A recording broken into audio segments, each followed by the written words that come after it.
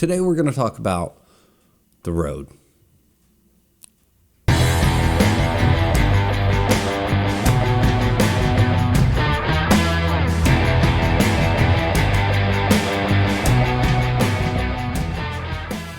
This book broke me. I mean, broke me. This is easily one of the most affecting books I have ever read in my entire life. And I say that very realistically. I mean, I'm not exaggerating in any way, shape, or form when I say that. And like I've said before, I'm a sucker for a good dad story, and this is about as hard-hitting as you're going to find in that department, other than maybe a Pet Sematary. Yeah, this is a tough one. What's the plot of The Road? Let's see. It's the world has ended. There's a dad and his boy. The man is convinced that if they can just make it to the coast, they'll be okay. And him and his boy are going to travel through the mountains to the coast and try not to die. That's it. This is real post-apocalyptic. So can they collect enough food to not starve? Are they going to be able to avoid weather and not whatever? That's it. Can these two just not die? It's that simple, and that's as complicated as it needs to be. It's actually relatively short. What is it? We're looking at 241 pages here. It was super short, real fast read. It's not bloated. It's not overdone. It's just right. And it's the perfect marriage of subject matter and writing style, because this is a very different writing style. It is devoid of any and all, I don't know, everything. There's no punctuation whatsoever other than like maybe a period. It's like the paragraphs are in blocks. You'll have a paragraph of a conversation between two people, and there's no distinction as to who's talking, when their sentence starts or ends, because there is no quotation of any kind. There's just no punctuation. The paragraphs come in literally like blocks. It's very odd. But like I said, it's the perfect marriage of subject matter and writing style, because for this story, it couldn't be better. It couldn't fit better. It meshes so well. It's real stripped down. It's almost utilitarian. It's like the writing style itself is struggling to survive with not all of its supplies that it would normally have. Kind of like the boy and the dad are struggling to survive without the supplies that they need. Seriously. But it works now. And that being said, this is the only Cormac McCarthy I've ever read. And I think this is just his writing style. So if that's his everyday, I write everything like this style, I might not be too enthralled with his other works. It might grate on my nerves in a different book with different subject matter. I don't know. I shouldn't even speculate.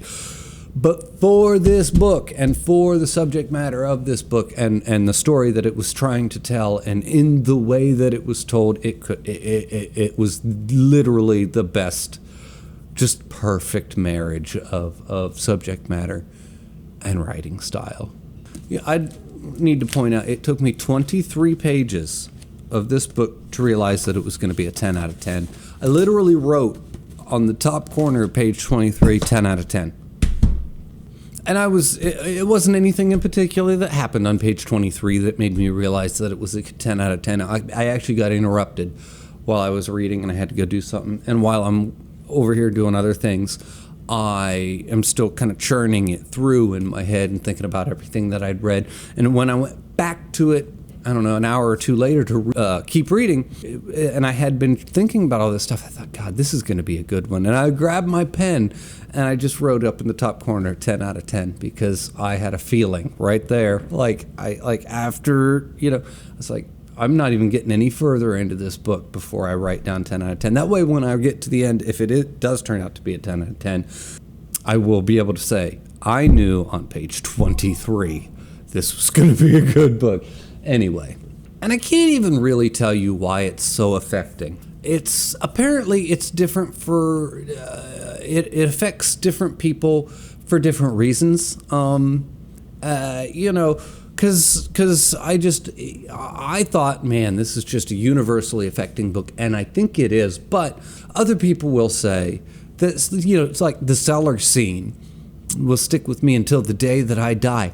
And I heard that, and I thought, the cellar scene. I had to think really hard to remember just what the cellar scene is, because to me that's like that's a non-scene. It's literally like a page long. They go down there, they see something in the cellar, and they leave, and you're like, to me it was background noise. It was just, it was a blink and you miss it, and no big deal. And it's gruesome, it's graphic, and it's terrible. But for me, that's the background. That's painting the portrait of this is the world that we live in. This is the world that these two people exist in. And it's necessary. You need that information. But that's setting the stage for the stuff to happen for me. That wasn't the happenings that were disturbing. That was just giving you an idea of the world that these two exist in. It's the fact that they have to exist in this world and how they exist in this world that got me. And what got me in particular was the conversations that these two had, the boy and his dad. Anytime I got to the point where I was like, please stop talking. Like, just stop saying anything to each other, because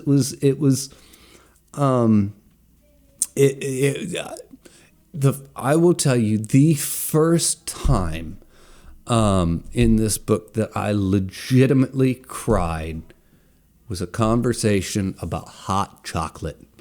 And, and if you've read it, maybe, I don't want to say, oh, you know what I'm talking about. Maybe you know what I'm talking about, the hot chocolate scene. I don't know. But that fucked me up. And they kept doing it throughout the whole book. They just kept talking about things. And anyway, conversations. I couldn't handle those conversations between him and the boy. And they'd be super short.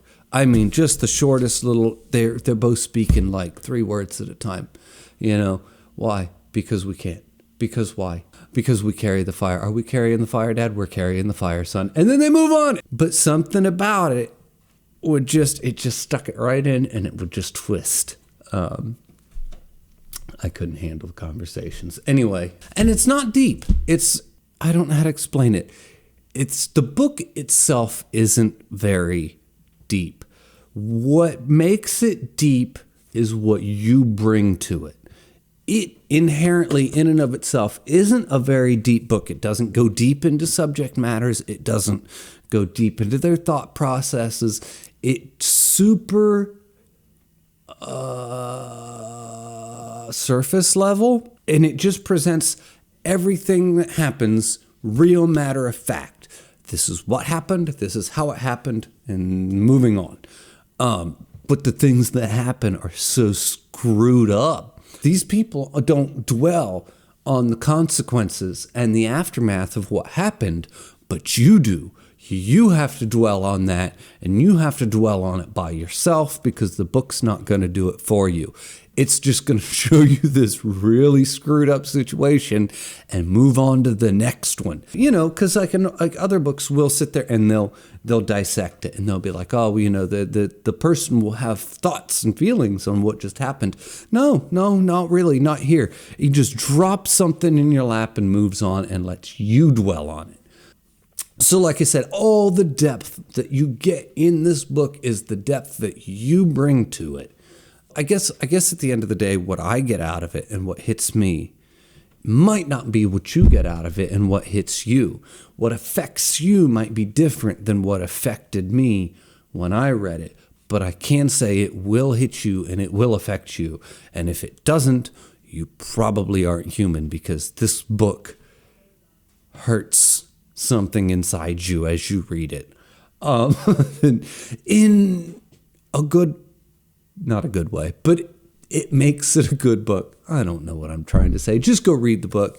I'm going to leave this here because I don't want to say anything else, because I don't want to spoil this. This is an experience. And the funny thing about me saying that I don't want to spoil this book is because I could tell you every little beat for beat. I could tell you exactly what happens in the way that it happens, in the order that it happens, and it wouldn't change anything. It wouldn't ruin or spoil this book in any way, shape, or form for you, because it's not about what happens. Actually, as the book goes on and as the events kind of start to lay out, I started to go, well, because this happened and this happened and this happened, it feels like XYZ should happen. And then guess what? XYZ happens. It's not like a twisty-turny book. It's really straightforward story, almost predictable. But that's not the point. The point is, reading the book in and of itself is such an experience. I could explain it to you top to bottom, and it wouldn't matter, because reading it in and of itself is the experience. The plot isn't. So please, everybody, go read this book. Absolute 10 out of 10. I couldn't give it a better score. Couldn't recommend it more. 10 to 10, 10, 10.